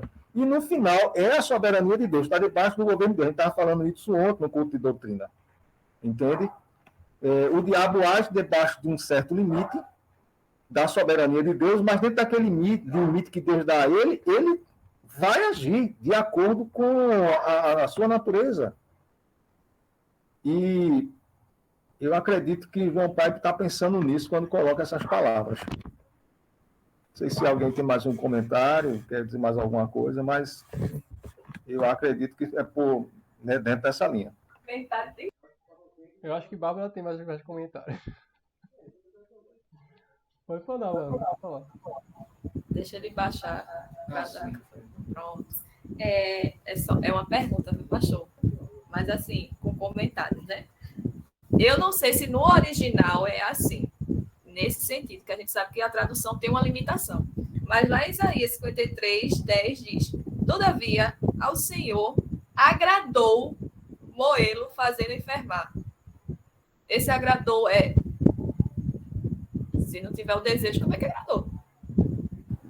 Agradou mesmo, porque ali Jesus diz assim, Isaías diz, ele viu o penoso trabalho de sua alma, o penoso, mas ficará satisfeito, o meu justo, com a sua justiça justificará a muitos. Então, às vezes, nós não compreendemos isso, tá certo?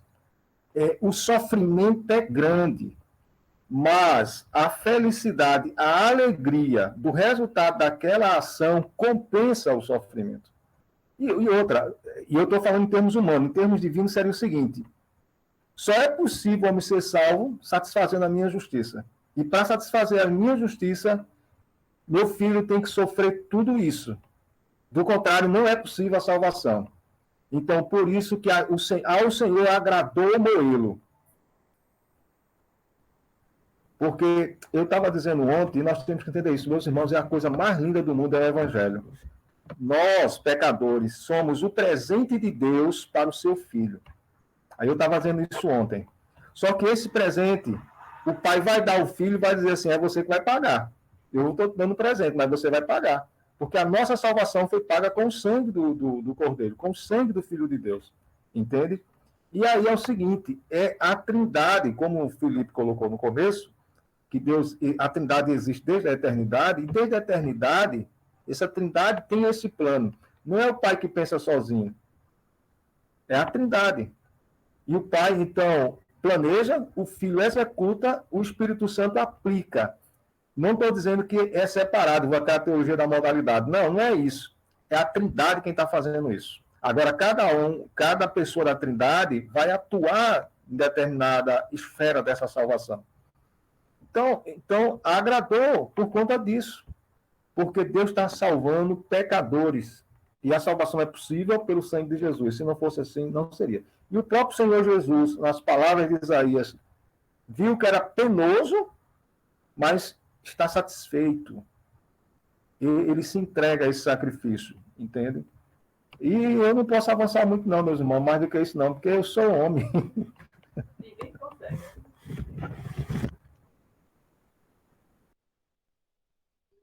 Só para concluir agora. Só para finalizar aqui o assunto, que é assim, um assunto muito difícil. Mas eu de primeira assim, eu entendi o que o Piper falou, principalmente por conta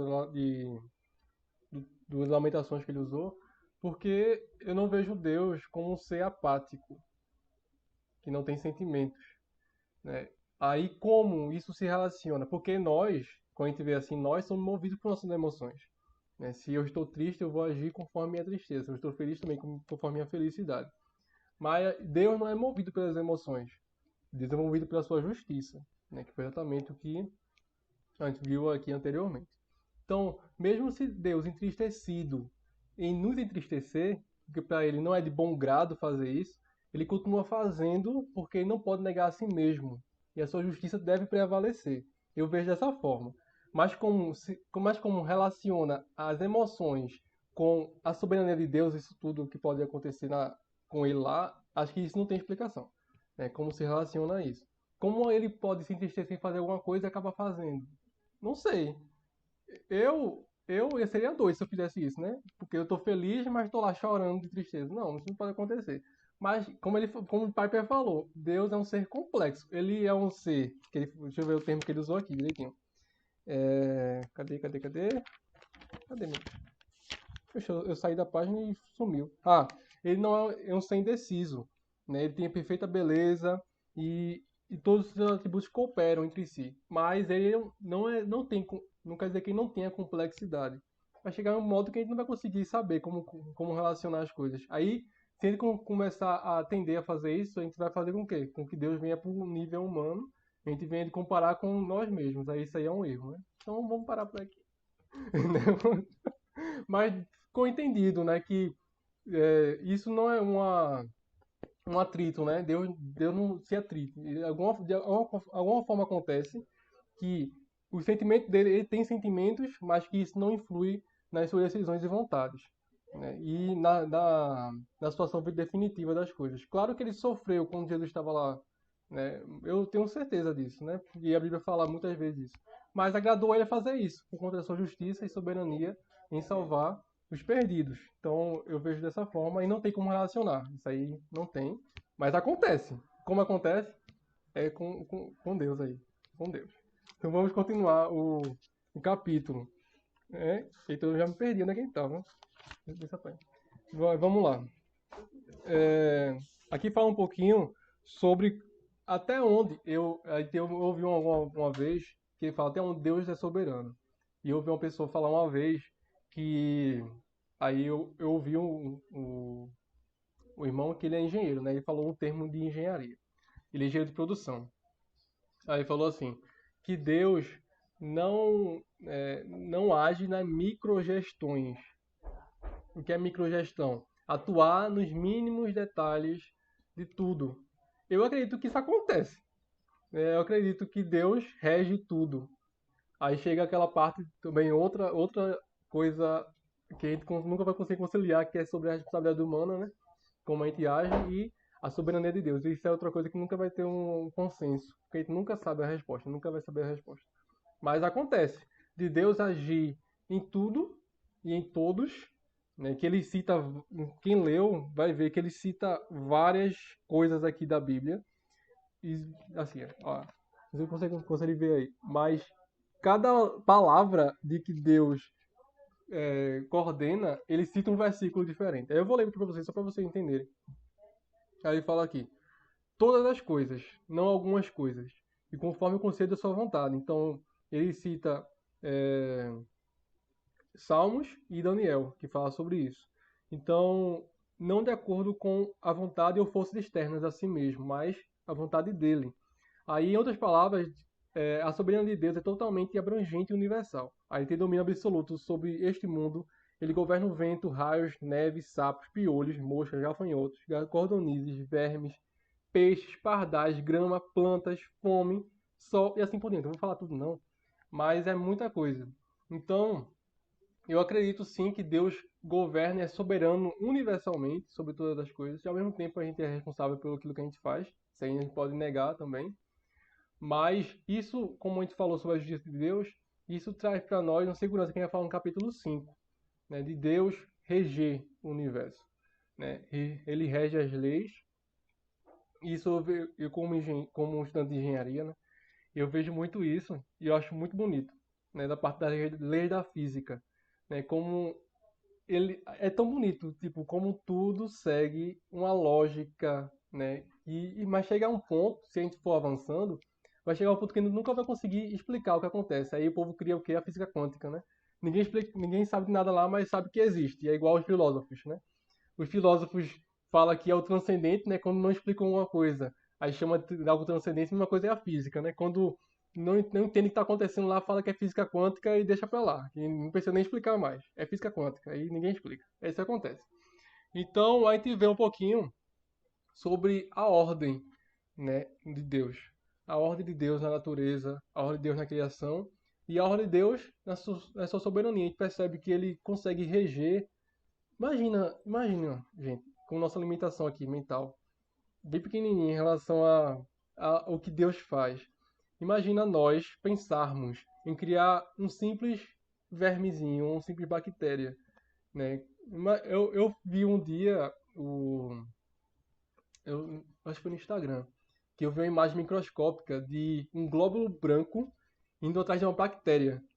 Tipo, parece um animalzinho caçando o outro dentro da gente. Tipo, tem uns seres dentro de nós que vão caçando as bactérias. Mas nós nunca pensaríamos numa coisa dessa, né? Eu fico pensando, e tudo isso, e não é assim, Deus criou, pronto. Mas Deus, além de falar isso, criar e falar e acontecer, ele segue leis, tipo, são leis que regem tudo aquilo. Então, para uma folha ter o formato de tal planta, tem o seu. Eu vou falar DNA, mas não é DNA, não. É outro nome aí para as plantas. Mas eu vou falar DNA porque você vai entender, né? Tem um DNA da planta que sabe como vai ser o tronco, como vai ser as folhas. Tudo isso rege, segue leis que foram estabelecidas pelo próprio Deus. Não é um caos, é uma ordem incrível que eu vejo. E pensar que Deus fez isso e jogou para longe, eu não acredito. Eu acredito que ele rege tudo isso. Ele governa tudo isso. E isso faz com que eu me sinta confortável em saber que alguém, né, muito maior do que nós está fazendo tudo isso. Não é igual um niilismo que a gente conversou na semana passada, que é em meio ao caos, tudo acontecendo caoticamente. E tem um termo usado, termo não, né? Eu vi uma frase de uma pessoa um dia que falou assim, perguntaram para ele, né? Por que você não acredita que Deus criou tudo isso? Aí ele falou sobre a parte da evolução. É que como o nosso globo ocular, a forma como a gente consegue enxergar, é uma complexidade incrível. Né? Se vocês estudarem o olho como funciona, mas enfim, a gente vê de cabeça abaixo, é isso que acontece. Nosso cérebro vê de cabeça abaixo, depois ele converte de cabeça para cima, depois para ver couto, mas é uma complexidade incrível. Aí ele falou que um ser inteligente não faria isso. Aí eu pensei, se a evolução segue as coisas mais fáceis para chegar lá, então a evolução seguiria esse raciocínio dele, né? De a gente não conseguir ver. Mas se alguém rege isso tudo, e ele é infinitamente inteligente, então ele pode fazer a complexidade que ele quiser sobre toda a criação. Isso aí eu perguntei lá, ninguém respondeu, né? Perguntei. Se é tão complexo a gente ver, porque a evolução foi pro lado mais difícil, né? Porque a evolução foi pro lado mais difícil de olhar. E é mais fácil, né? Mas um ser complexo, um ser totalmente inteligente, é muito autoexplicativo pensar que ele faria algo complexo também, da forma que ele quiser, né? Então, Deus criou tudo, ele rege tudo, e assim eu acredito, né?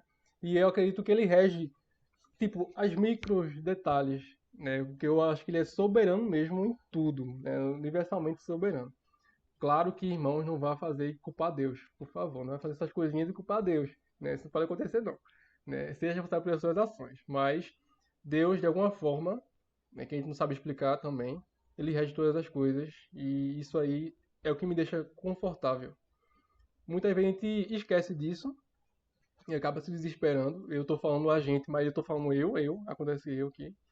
E muitas vezes esquece isso, acaba desesperando totalmente, mas a gente consegue ver que Deus sendo soberano, e como a gente conversou semana passada, que ele é imanente, ele mesmo sendo transcendente e soberano sobre todas as coisas, ele consegue ainda se relacionar conosco. Aí veja que honra, né? A gente, como foi no capítulo anterior, a gente recebeu uma bondade imerecida, né? Deus foi justo ao ponto de matar o filho dele, mas ele nos poupou, né? E nos deu todas as coisas, que eu ia falar no próximo capítulo, né? Que todas as coisas são essas, mas ele nos poupou através da sua bondade, matando o seu próprio filho por amor a nós. E veja que honra, que além de fazer tudo isso, ele não simplesmente falou assim, ó, gente, ó, vocês estão salvos, se virem aí pra... Não, ele ainda se relaciona conosco, ele mora dentro de nós através do Espírito Santo. E isso me deixa maravilhado, porque um ser transcendente, ele me ama, né? E esse não faz parte do livro não, mas eu acho importante falar, né? Um ser transcendente me ama, nos ama e demonstra sua bondade para nós, mesmo sendo todo poderoso. E isso aí, gente, isso aí acho que faz a gente mudar a nossa mente, nosso mindset, né? Mudar a nossa mente para a gente confiar mais nele. E meio ao caos que a gente está passando aqui, né, muitas vezes passamos por dificuldades horríveis. Acho que tem pessoas aí que, por perder o emprego, estão passando fome. Né, é uma pena isso está acontecendo. Mas Deus continua cuidando de nós. Né, isso aí é para a gente agradecer todo dia. Para a gente agradecer todo o dia. E não reclamar. O livro que eu estou lendo sobre os pecados do deserto e o triunfo da graça, ele... Não sei se você... Não, vocês não viram. Mas tem um vídeo meu que fala sobre Eu Vejo Israel em Mim. Né, que trata... Ele pega um pouquinho do que Israel fez.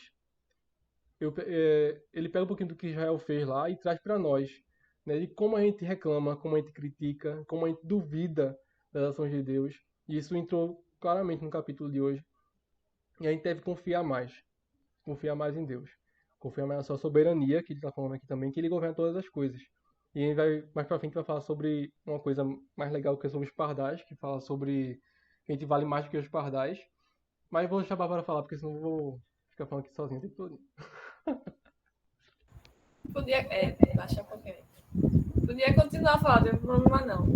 É só a questão da providência de Deus, né? Ele ter criado, e eu acho que as pessoas que não acreditam que existe um Deus e uma mente criadora por trás têm mais fé do que eu, porque você acreditar que uma coisa saiu do nada, continua do nada e melhora do nada, realmente, essa pessoa realmente tem fé, viu? Meu irmão, agora é uma fé errada, né? Não tinha que ser uma fé em Deus, né? Mas essa providência, além de criar, como o Felipe falou, ela mantém. Nada existiria se Deus não mantivesse isso. No plano de Deus, eu pelo menos vejo, né? Não só a criação, tá? Ele criou, mas ele também sustenta. Né? Eu não sei qual é o texto, é Colossenses. Tem uma música aí do Projeto Sola que eu não estou lembrando. Ele mantém e sustém todas as coisas, né? E se não fosse ele, tudo ruiria. Toda a criação ruiria. E graças a Deus, realmente. Graças a Deus, porque ele está no padrão acima da gente, que ele conserva a gente, mesmo a gente sem merecer. E a gente, por causa disso, somos todos Israel, né? Hashtag, porque reclamando é a gente, viu? Jesus, a gente vai ler o Antigo Testamento, menina, esse povo reclama. Que coisa feia, mas faz tudo igualzinho. Então, que a gente murmure menos, né? E agradeça mais ao Senhor. Era só isso. Aí ele trata aqui sobre que Teu microfone tá fechado, cara. Foi mal. Ele fala aqui que não é uma época para visões sentimentalistas de Deus.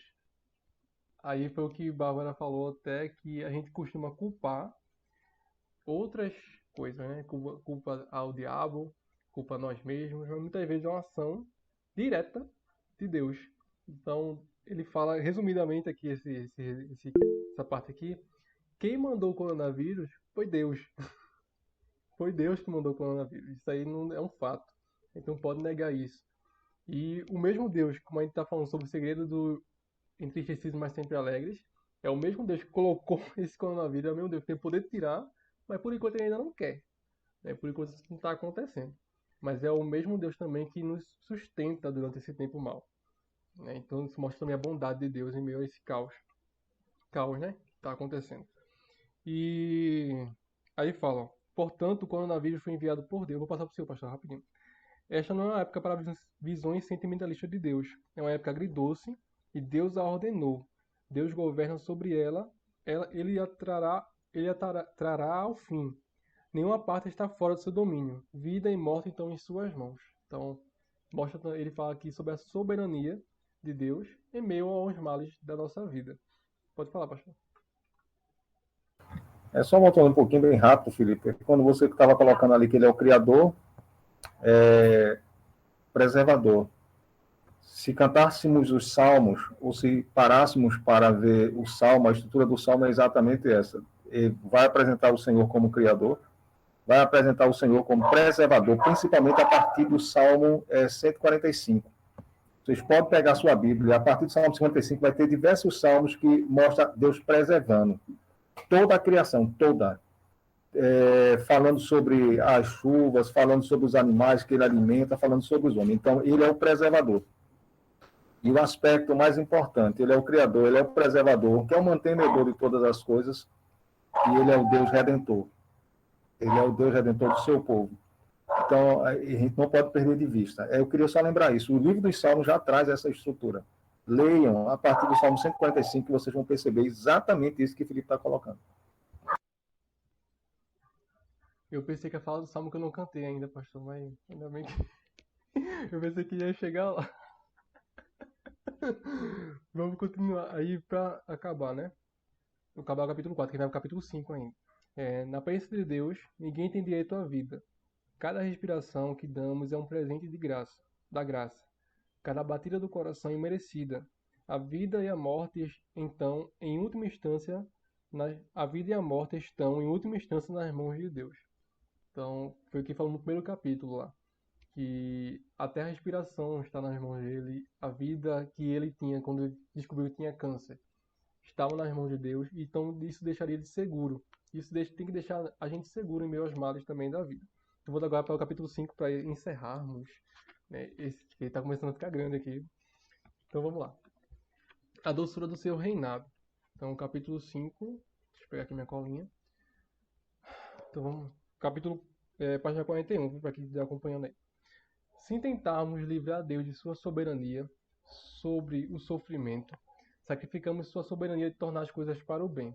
E isso começa a falar sobre já a partezinha que o pastor falou de José, né? Mas tem uma partezinha que ele fala no finalzinho da página, que é muito perigoso, isso não é uma boa notícia, quando começamos a tirar a soberania de Deus e colocamos sobre Satanás, sobre doença, sobre sabotagem, destino ou acaso. Quando isso tem a última palavra na minha vida, isso não é uma boa notícia. Isso é uma notícia ruim. Quando tiramos a vontade de Deus, a soberania de Deus sobre minha vida, mesmo em meio aos males que Ele traz, de alguma forma, e não sabemos ao certo, Ele traz, mas mesmo assim, confiar nele é muito mais proveitoso e é uma notícia muito melhor que confiar no acaso, no destino. Eu colocaria aqui horóscopo também.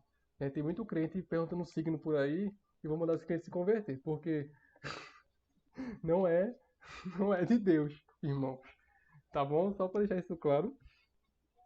E quando a gente coloca nossa vida em função dessas coisas, isso não é uma forma segura de viver. Principalmente quando colocamos, porque isso tudo, gente, doença, Satanás não, né? Mas doença, acaso, destino, é tudo base nossa, é tudo vindo de nós mesmos. Aí com o Satanás junto aí é a maluquice toda. Mas Deus, como então já aprendeu, né, nos capítulos anteriores, Deus é o único lugar onde a gente pode se firmar. E sabendo que essa firmeza é imutável e é sólida. Isso é uma boa notícia. Mesmo esse Deus trazendo esses males, mas é o mesmo Deus que cuida de nós. Né? É o mesmo Deus que nos guia pelo caminho, como a gente falou com o peregrino, né? É o mesmo Deus que mostra trilha para a gente seguir e a gente só pula o salto no escuro, dá o salto no escuro quando a gente sai dessa trilha, né? Aí isso aí é um ato de fé para a gente. O ato de fé é a partir da iluminação, né? Não é um salto no escuro, é a gente confiar em Deus, porque Ele ilumina o caminho para a gente. Então não salta no escuro, porque saltar no escuro é sair dos caminhos de Deus, é sair da trilha que Ele estabeleceu pelo Evangelho. Então, não é uma boa notícia você começar a se basear e começar a ter a última palavra através de outras coisas que não seja o Deus soberano. Aí vamos falar agora. Tem uma parte que ele fala que nada o surpreende ou confunde ou desorienta. Né? Nada o surpreende e confunde. Eu tô falando mais baixo porque meu pai foi dormir, tá? Eu tô falando mais baixinho. Mas tá dando pra ouvir normal, né? Tá dando pra ouvir? Pronto.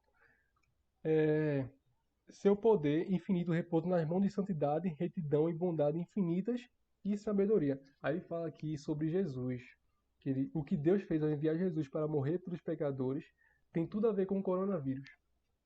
Ou, parafraseando, tem tudo a ver com os males que acontecem. Por quê? Aí ele fala, aí ele cita Romanos 32. Porque aquele que não poupou seu próprio filho, mas por todos nós o entregou, será que não nos dará graciosamente com ele todas as coisas? Aí eu pergunto, né, o que são todas as coisas? Aí algumas pessoas falam que todas as coisas são as bênçãos, né? A gente pega as bênçãos da vida, né? Mas todas as coisas que a gente recebe, além das bênçãos, claro, que Deus nos abençoa, é também os males, né, que vêm junto com isso. Então, todas as coisas aqui, aqui, são as coisas que precisamos para fazer, são as coisas que precisamos, ou seja, ele nos municia para fazer a sua vontade, glorificar seu nome e chegar em segurança à sua alegre presença. Então, se é preciso alguns males para que isso aconteça, Deus vai fazer. Se é preciso algumas coisas boas para que isso aconteça, Deus também vai fazer. Mas tudo converge para a glorificação do seu nome, para a gente seguir a sua vontade e para a gente completar o ciclo, né, que é chegar à cidade celestial e morar junto com ele. Esse é o plano. Então, se ocorrer males e bonanças durante o caminho, sabemos que é para esse destino que a gente está indo. É o destino da salvação e da glorificação e da vontade e o cumprimento da vontade de Deus. Então, esse é todas as coisas que vão nos levar para perto dele e não nos distanciar. Né? Se às vezes coisas boas vão nos distanciar de Deus, isso nunca vai acontecer. Isso não vai ser a vontade de Deus. Por isso que, culto doutrina, temos que saber orar. Né? Se orarmos para satisfazer os nossos desejos, isso não vai acontecer. Se o nosso Tiago fala muito bem sobre isso, né? Não sabemos orar porque oramos, porque queremos algumas coisas para nós mesmos, mas temos que o objetivo é glorificar a Deus. E eu acho bonito demais alguns salmos, porque quando ele ora e pede algumas coisas, ele fala: Deus, eu quero para a tua glorificação. Deus, me tira dessa situação, porque os mortos não te glorificam. Eu quero sair dessa situação para conseguir te glorificar melhor. Eu quero te honrar melhor. Então, a nossa ideia de oração e petição a Deus e o aguardo das bênçãos deve ser sempre para glorificação a Deus.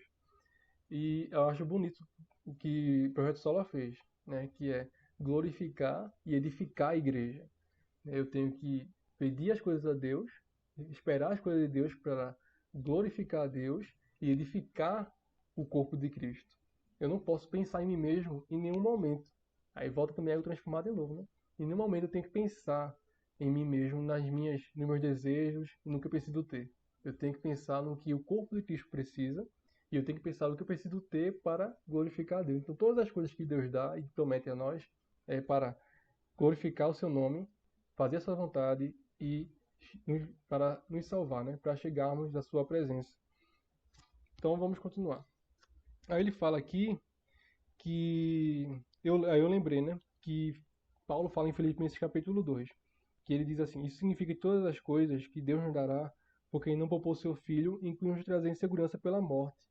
Então, aí Filipenses capítulo 2, Paulo fala que não só temos o prazer, né, de estar com Cristo, mas também de sofrer por ele, né?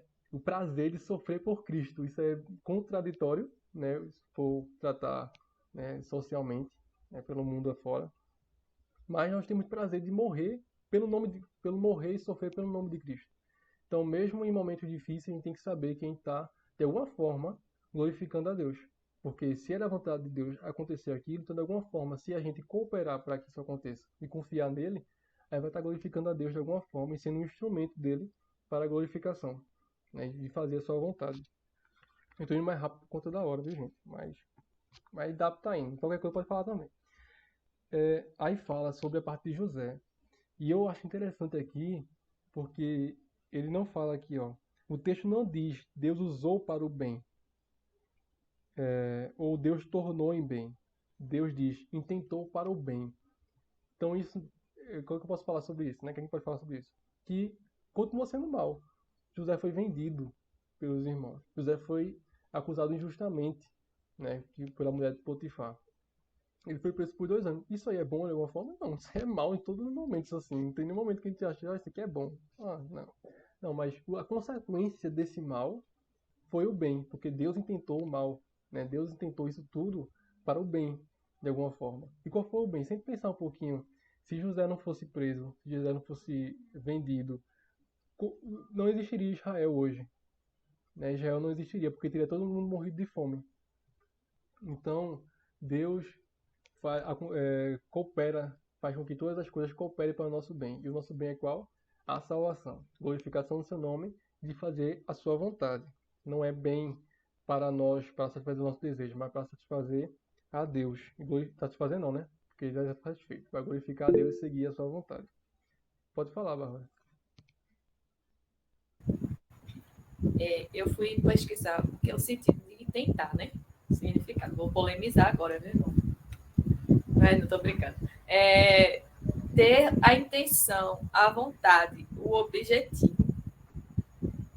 Deus, meu Deus, não. Eu ia falar assim, coisas que a gente não consegue conciliar, né? É como se fosse a responsabilidade humana e a vontade de Deus, né? Como é que Deus intenta uma coisa que já estava desde o início, lógico, era ruim. É ruim de ter José ter ido, ser vendido pelos irmãos. Foi horrível, né? Mas, ao mesmo tempo, Deus intentou para o bem. E é complicado a mente humana querer conciliar, né? Então, é melhor a gente... Não, é do jeito que tá? É assim mesmo. Ainda bem que as crianças não fazem essa pergunta, nem imagina. Como é que eu vou responder um negócio desse? Mas é só dizer assim que tá e assim que é e pronto, acabou. Né? É melhor assim do que ficar especulando coisas que... Eita, o pastor levantou a mão. Jesus, vai, pastor.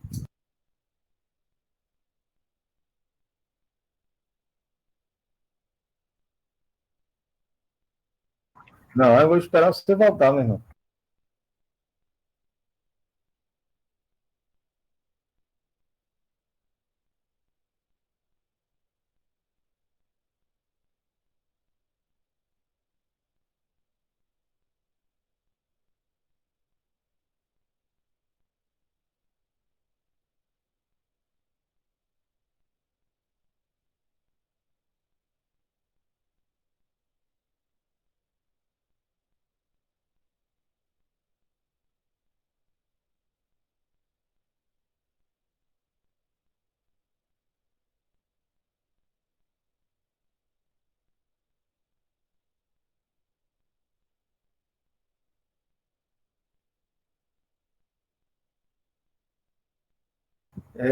aquela questão da intertextualidade que eu sempre estou falando para a gente lembrar, né?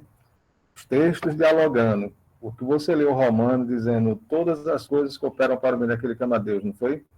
Não, como não nos dará, perdão, como não nos dará nele todas as coisas, se ele não propor nem o seu próprio filho? Então você vê que para a salvação Jesus foi submetido a alguns sofrimentos. E você dialogando, com esse texto, você citou também o texto de Filipenses. Eu acrescentaria ainda em Filipenses, quando Paulo diz, posso todas as coisas naquele que me fortalece. Porque a ideia de Paulo lá em Filipenses é a mesma da de Romanos. Todas as coisas. E essas todas as coisas é um paralelismo verbal e um paralelismo real. Ele diz, eu posso todas as coisas, fartura, sofrimento, nudez, fome, e etc, etc, etc. Entende? Era essa a contribuição. E sobre a questão de José, como você bem colocou, ali está a soberania de Deus. E Deus permite. Eu estava colocando isso sexta-feira, vou só repetir a questão do reino de poder. O reino de Cristo, que Jesus está reinando. E esse é o problema. Tem pessoas que não veem que você tocou nisso, não com essas palavras, mas você tocou nisso. Quando a gente exclui a soberania de Deus, nós tiramos o governo dele. É como se o diabo fosse o agente deste mundo, governasse. E ele está governando mesmo. Mas debaixo, sob o reino de poder de Cristo. Jesus reina. Jesus diz, toda a autoridade me foi entregue nos céus e na terra. Então ele governa. E ele governa também esse mundo. Agora, dentro do seu governo, ele, na sua soberania, permitiu que o diabo agisse. E o diabo diz isso, e eu trouxe isso na sexta-feira, lá na tentação. Foi me entregue, foi me dada autoridade sobre os reinos e sobre as nações. E eu dou a quem eu quero. Então, dentro da soberania de Deus, Deus permitiu. E ele vai agir, o diabo, livremente, dentro do limite que Deus permitiu, dentro dos limites estabelecidos dentro da soberania de Deus, para cumprir o propósito divino. Então, foi bem lembrado por você, Felipe. Olha, tirar a soberania de Deus dos males que nos acontecem é dizer que Deus não governa, e ele governa. Ele está governando. Cristo está governando. É o reino de poder. Ele continua governando, ele é soberano. E eu vou parar por aqui, porque vocês faltaram o curso de sexta-feira. Se tivesse faltado sexta-feira, tinha como dialogar aí, sabe? Ia ser um encaixe, um quebra-cabeça que ia se encaixar perfeitamente.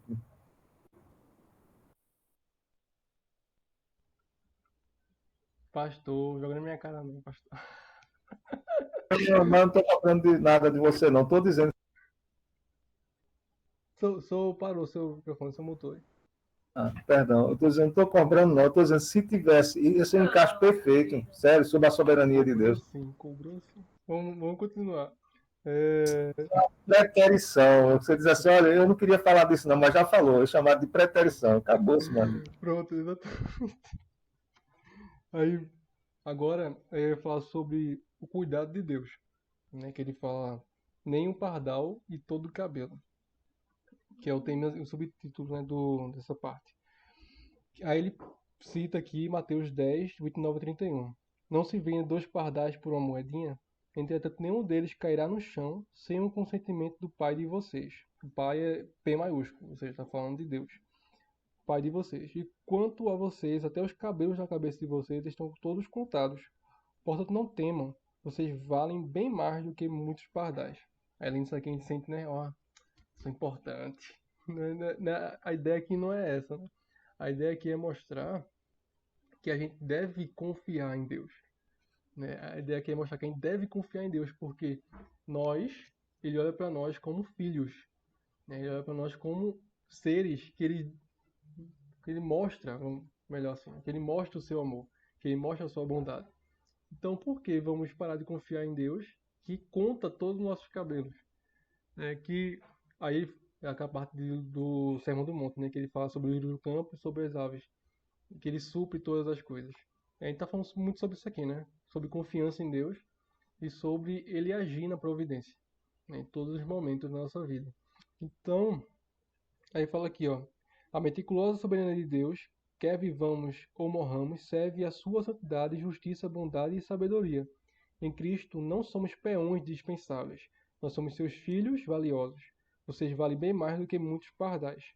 Aí, de novo, ele trata sobre o segredo do entristecidos, mas sempre alegres. E aí ele fala que não apenas sustenta, mas faz com que tudo amargo e doce trabalhe em conjunto para o nosso bem.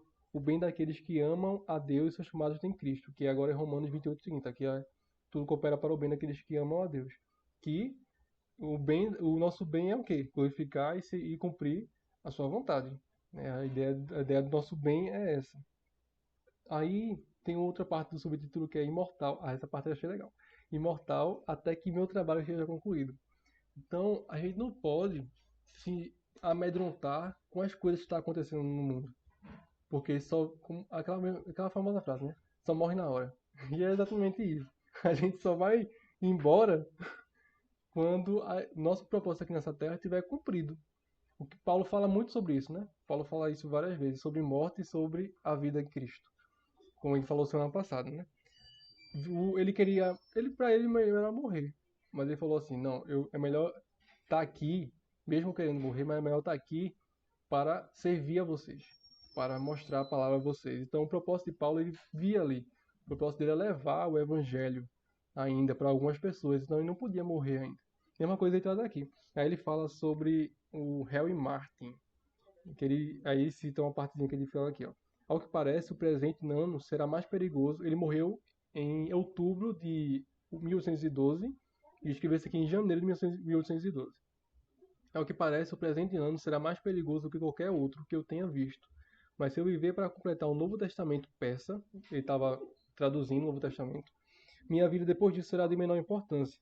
Mas seja a minha vida ou a morte, que Cristo seja magnificado em mim. Se ele tem um trabalho para eu fazer, não posso morrer. Então, se Deus deu algo para a gente fazer, isso vai ter que ser concluído de alguma forma. Então, isso dá um sustento para a gente, né? De tipo, minha vida e a morte está nas mãos de Deus. Se ele me levar, graças a Deus, né? Vou sair daqui. Mas se eu continuar aqui, eu devo fazer tudo segundo o propósito dele. Se eu ainda estou aqui, é para fazer a obra dele de alguma forma. Não é para ficar parado esperando a morte. A ideia não é essa. A ideia é estar vivendo para Cristo. Né? O morrer é lucro, mas o viver é Cristo. A gente tem que viver em função da vontade de Deus. O ensinamento dessa parte de Paulo encaixa muito nessa parte aqui. Claro que a gente não vai ficar aí se jogando de prédios, né, porque a gente não vai morrer. Essa não é a questão. Mas a questão é saber que se estamos vivos ou mortos, estamos com Cristo. Estamos vivendo para Cristo, estamos morrendo e estamos com Cristo lá, né, na glória, vamos dizer assim. Mas estamos vivendo em função da vontade de Deus. Se estamos aqui na Terra para seguir um propósito. Qual o propósito de nós? O primordial, né? É levarmos a palavra de Deus, levarmos o Evangelho e glorificarmos a Ele. Qual o fim principal do homem? Não sei, é o catecismo que pergunta, né? Então, qual o fim principal do homem? É glorificar a Deus e gozá-lo para sempre. Então, essa é a nossa função aqui na Terra. Nossa função aqui na Terra é glorificar a Deus e gozá-lo para sempre. E essa parte aqui do finalzinho da primeira parte do livro, né? Que achei muito boa. Falou sobre a rocha, falou sobre o sustento, falou sobre a justiça de Deus, que essa parte foi complicada aqui só. Falou sobre a parte do... Eita, agora esqueci o nome do capítulo 4. Da soberania de Deus e da doçura em servi-lo, o cuidado que ele tem sobre nós, mesmo ele sendo soberano e transcendente. Né? Então, isso mostra que temos alguém que cuida de nós, mesmo em meio a esses males. E isso conclui a primeira parte do livro, que é o Deus que reina sobre o coronavírus. Então, que vemos a sair daqui mais confiante, né? Que o Deus transcendente, ele continua cuidando de nós, mesmo o Deus que trouxe o coronavírus, ele nos sustenta até o final. E se a gente não chegar até o final, é porque aprove a Deus nos levar. E estaremos com ele. Mas se continuarmos aqui na terra, estaremos aqui para glorificar, cumprir a sua vontade, porque um dia vamos estar com ele no céu. Então, essa é a função, né, da vivência do cristão. Confiar em Deus e saber que ele cuida de nós e que a promessa final será cumprida, porque sua palavra é sólida e é eterna. Amém. Isso aqui foi a primeira parte do livro. E agora só em janeiro, né? Vou continuar a parte 2. Vou dar um mês de férias de mim aí pra vocês. Pastor, você pode orar para encerrar? Posso sim, meu irmão, posso sim. Eu estava falando com Bárbara também aqui, só para orar, que Paulo também usa muito essas expressões aí, principalmente quando ele vai falar do sofrimento dele, na carta aos Coríntios, segunda carta aos Coríntios, ele diz entristecido, mas não desvanecido, destruído, é mais ou menos isso que ele diz. Ele usa esse jogo de palavras. Oremos ao Senhor.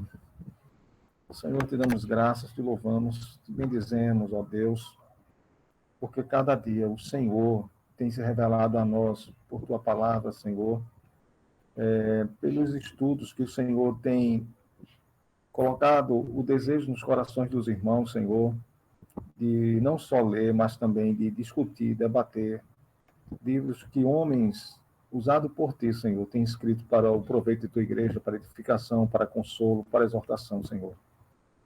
E nesse momento te damos graças, te pedimos, Senhor, nos ajuda a sermos cada dia servos melhores. Nos fortalece, Senhor, porque cada dia que nos aproximamos do Senhor, que aprendemos do Senhor, nos temos ainda mais impotentes, Senhor,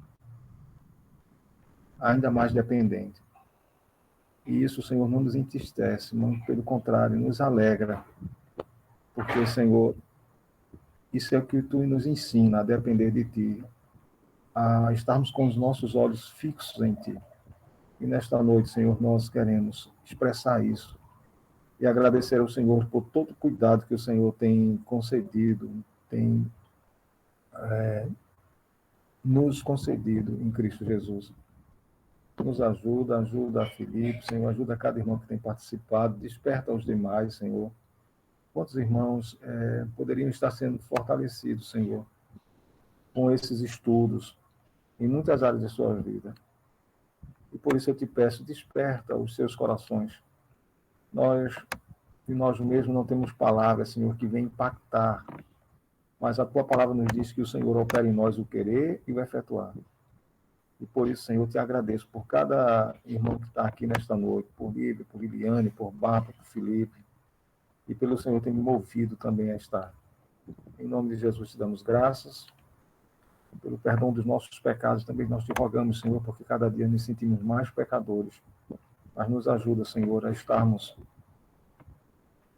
confessando os nossos pecados para receber, Senhor, o perdão da parte do Senhor. Nos ajuda, Senhor, em todo esse processo de santificação, para que possamos santificar o Teu nome em nossas vidas. Amém.